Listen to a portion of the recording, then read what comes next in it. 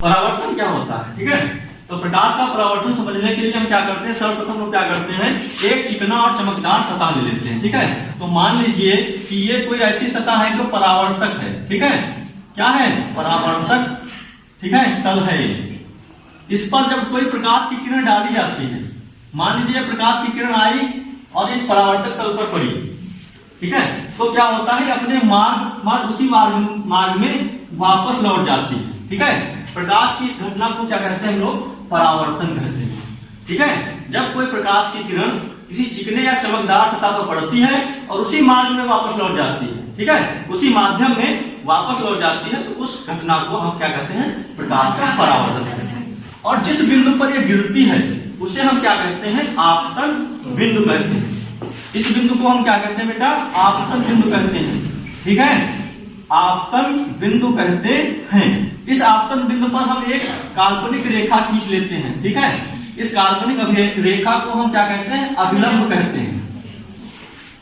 इस काल्पनिक रेखा को हम अभिलंब कहते हैं। और आने वाली प्रकाश की किरण को क्या कहते हैं, आपतित किरण, क्योंकि ये आई हुई है, ठीक है, और इस पृष्ठ पर जो है आपतित हो रही है, तो ये आपतित किरण हो गई।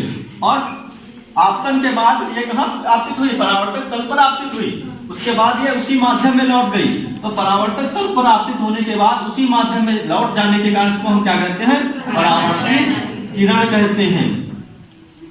इसको हम परावर्तित किरण कहते हैं। अब इस वाले कोण को, ठीक है, जो आपतित किरण और अभिलंब के बीच में बनता है, उसको हम कहते हैं आपतन कोण, ठीक है।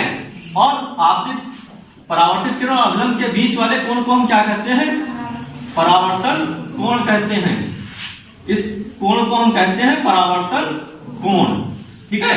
अब इसके परावर्तन के साथ संबंध में नियम बताए गए।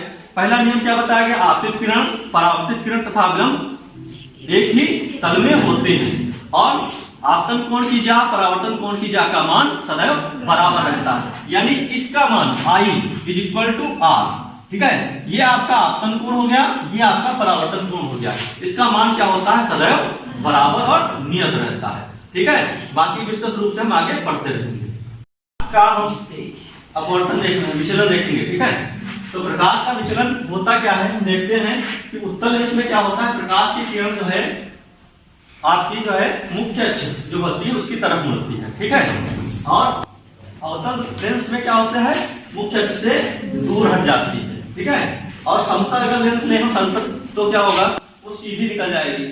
और प्रिज्म पर क्या होता है, प्रिज्म में प्रकाश की किरण जो है आधार की ओर मुड़ जाती है। तो हम आपके लिए जो है प्रिज्म लाएंगे, ठीक है, आपको दिखाएंगे किस प्रकार से जो है प्रिज्म में प्रकाश की किरण आधार की ओर मुड़ जाती है, ठीक है। आइए देखते हैं, हम अपने कमरे में अंधेरा कर रहे हैं और आपको दिखाते हैं।